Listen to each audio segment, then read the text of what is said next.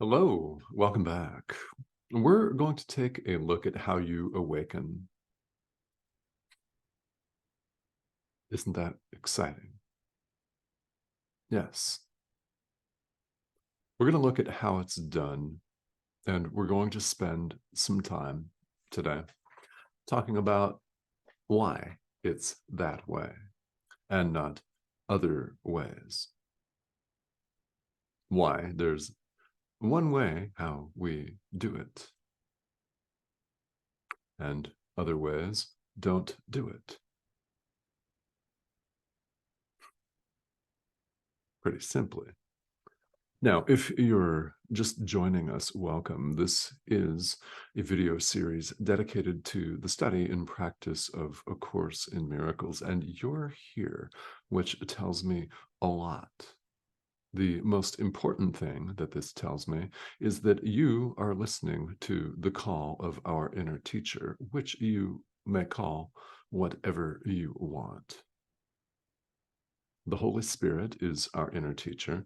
And even here in A Course in Miracles, the Holy Spirit goes by many different names. So if you refer to your inner teacher as something else, not a problem. You may refer to your inner teacher as your guide or guides, plural even. You may call our inner teacher by more than one name. It does not make any difference. What matters is that you're here right now, that you are not only interested in spirituality, you're interested in actively doing something about it. Yeah. Somewhere deep down, you have heard the call of the Holy Spirit to awaken, and you have answered it. So welcome to all of you.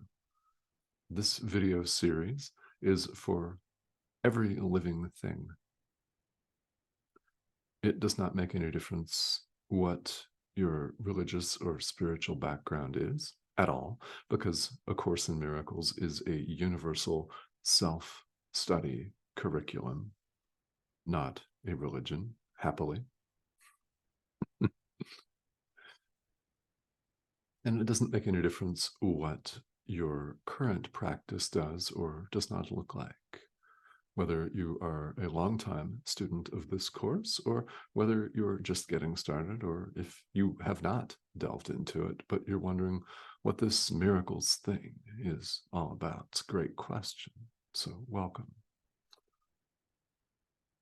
We're going through chapter 9, section 6 of the text. It's entitled The Acceptance of Your Brother.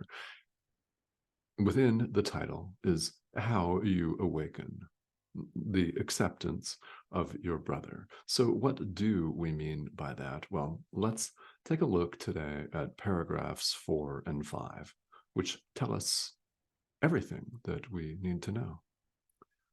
First of all, God is the author. God is the creator. He created us. But he would not deny us creation or anything for that matter. So we are fully capable of creating just as God creates in a natural, fluid, automatic extension of love, just as God extends himself and created us. We are the extension of God. Like extends like. So naturally, there is no hierarchical structure here. God is the creator. That is all. We are one with him, which means we can create, and we do create just the same way. Here, where we appear to be individual human beings, running amok and competing for what we completely erroneously deem to be scarce and limited resources here on Spinning Ball of Rock, we're simply not aware of who we really are. We're not awake. So the task that we've set ourselves here is to awaken. That's one reason why what we call enlightenment or realization of God is also known, and quite rightly known, as awakening. This whole world of compound phenomena, bodies and multiple component parts, is a dream. It is a dream of separation. That is the only dream. The only error is the thought that we're separate from ourselves, from our brother, from God. That is the error. And that's what we're all about correcting here on what we call in the world the spiritual path.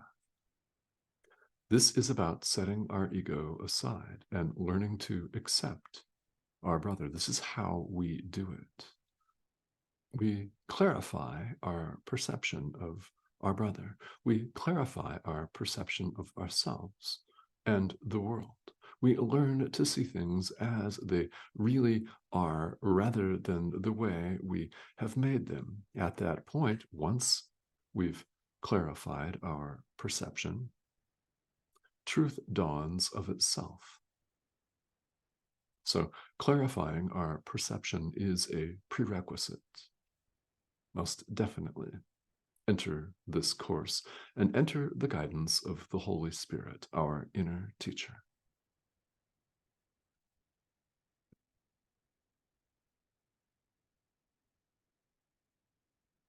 God's light, our light, is never dimmed. It's never dimmed, and it is eternal, and it is constant, even though we appear to run amok and aground in darkness.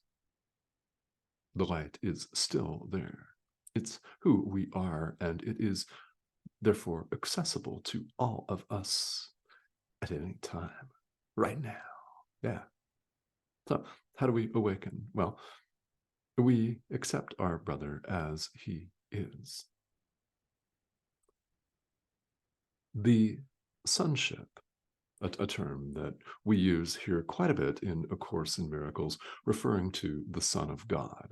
When you see and hear the term sonship in A Course in Miracles, we're referring to every living thing, the creation of God, all of us. We are, as a whole, as a singular one, whole, the sonship. We must create as one, because there is only perfect oneness. We can't have 8 billion little separate creations. We create as one because we are one. Therefore, every time here in the dream that we recognize creation, we're recognizing ourselves.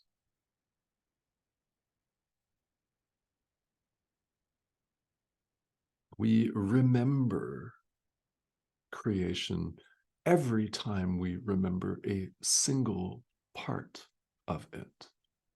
In other words, when we learn to see our brother as he really is, we remember who we really are.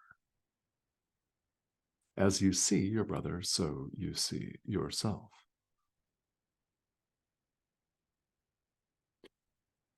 So when we practice what we here in the Course refer to as true forgiveness, we forgive our brother. We overlook the outward appearance and all of the drama that our brother may be engaged in.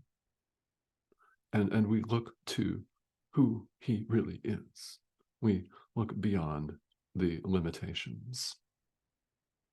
We look beyond the limitations to the truth, to the essence of who he is. We recognize a part of creation, and in so doing, we recognize ourselves. We accept our brother just as he is, and therefore we, at the same time, accept who we really are. We accept truth just as it is, which has never changed despite our mad psycho wanderings.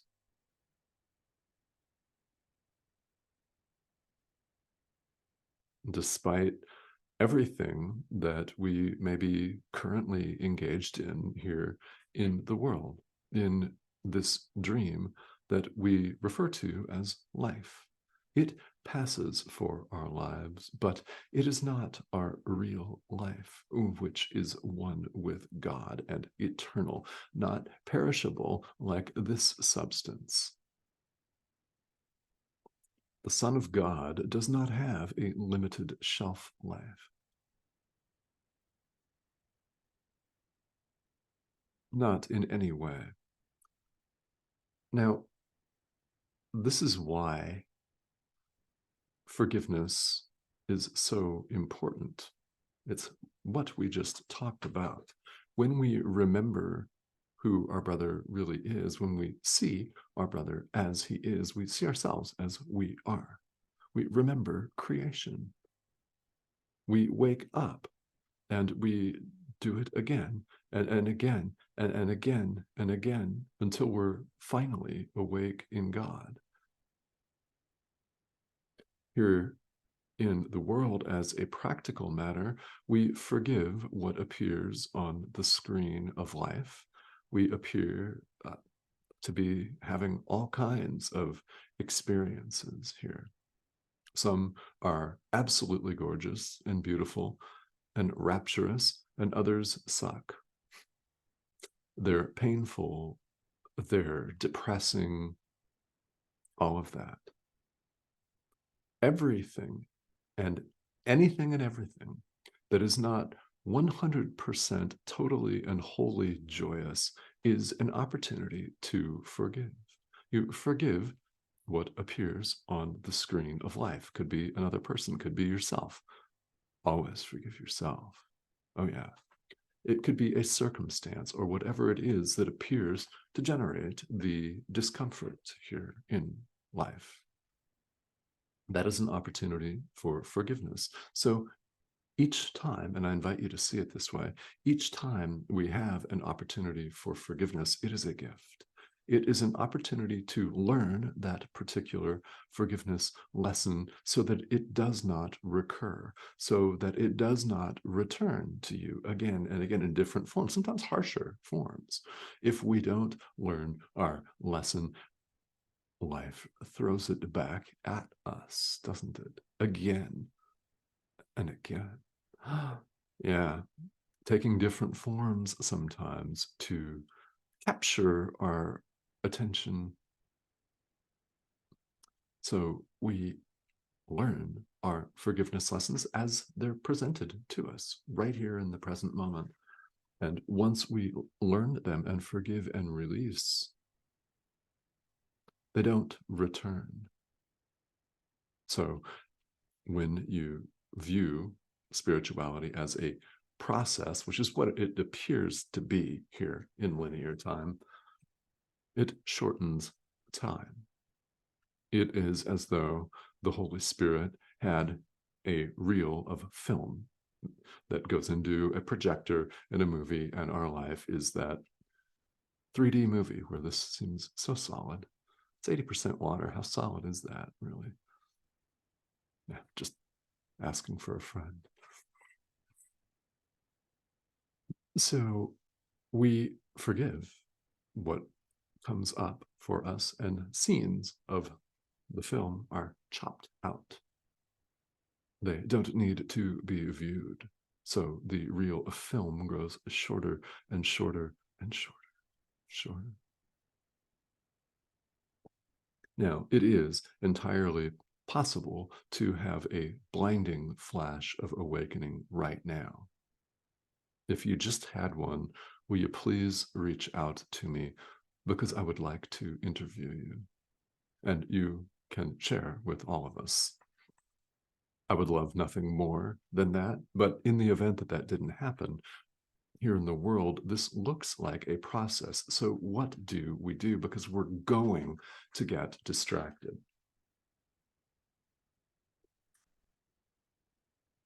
We're going to get distracted. This is where our relationship with our inner teacher comes in, because we're going to pick up our cell phones, whether it's in 5 minutes or in 5 hours or tomorrow. You're going to see things that aggravate you. That's putting it mildly sometimes. There are going to be people, there are going to be situations that stress you out, that may throw you into an unbridled, unmitigated fit of rage. I don't know, but it's going to come up.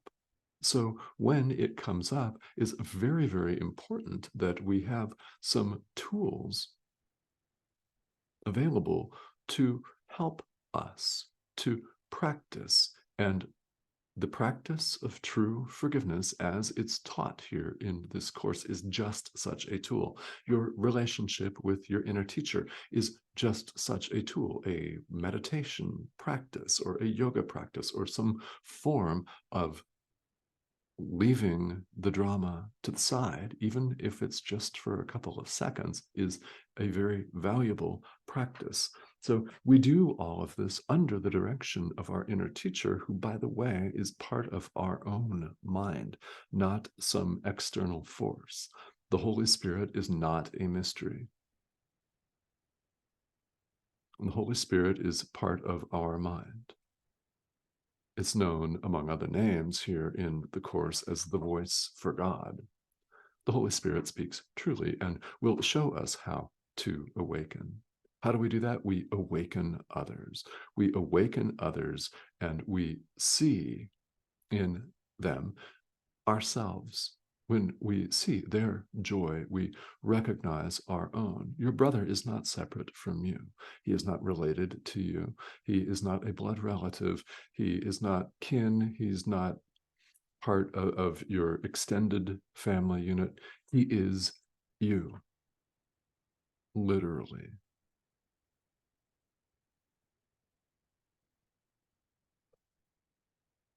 The Holy Spirit, our inner teacher, will teach us how to awaken by awakening others, by sharing Him, by sharing the Holy Spirit with our brother, by extending forgiveness to our brother and the world and ourselves and everything that appears in it. Space, time, the ego itself, forgive the ego. It's nothing. It's not some monster. It is not an opponent, because there is only perfect oneness, and not a single one of us has an opponent. We could choose to make them here in the world, our choice, but they're not real. There is only perfect oneness. So here, in the midst of this very solid looking and feeling three-dimensional, multi-dimensional, whatever, dream, whatever we want to, however we want to describe the dream, it's a dream.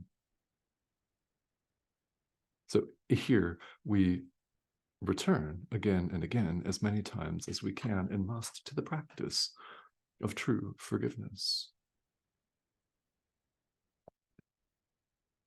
As we extend it, we begin awakening. Because as we extend love, we see the love that our brother returns to us, and therefore we're seeing ourselves.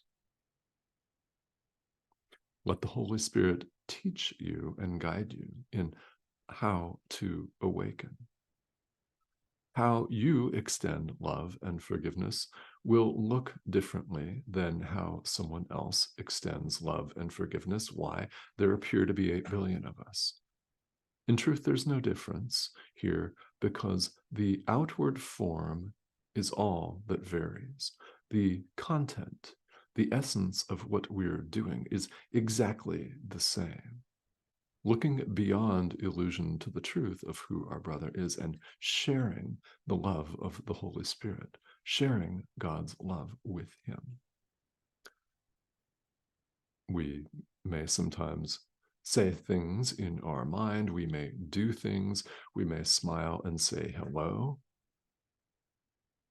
which, believe it or not, can be absolutely huge on someone's spiritual path.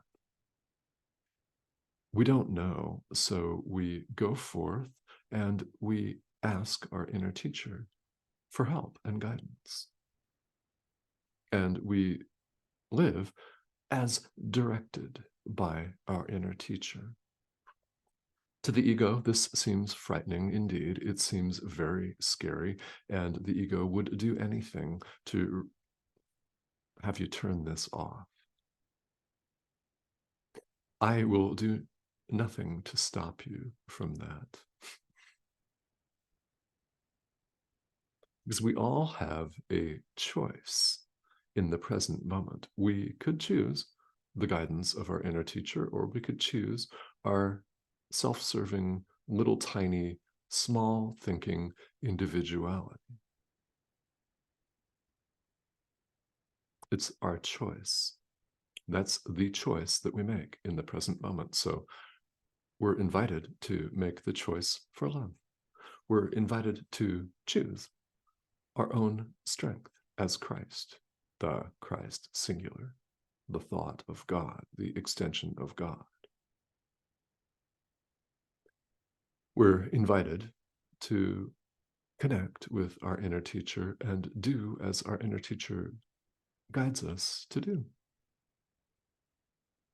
And relax and trust in our inner teacher's guidance.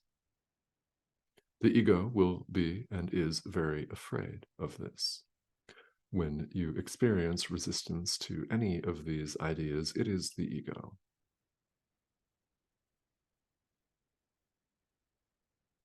I mean, what else could that possibly be?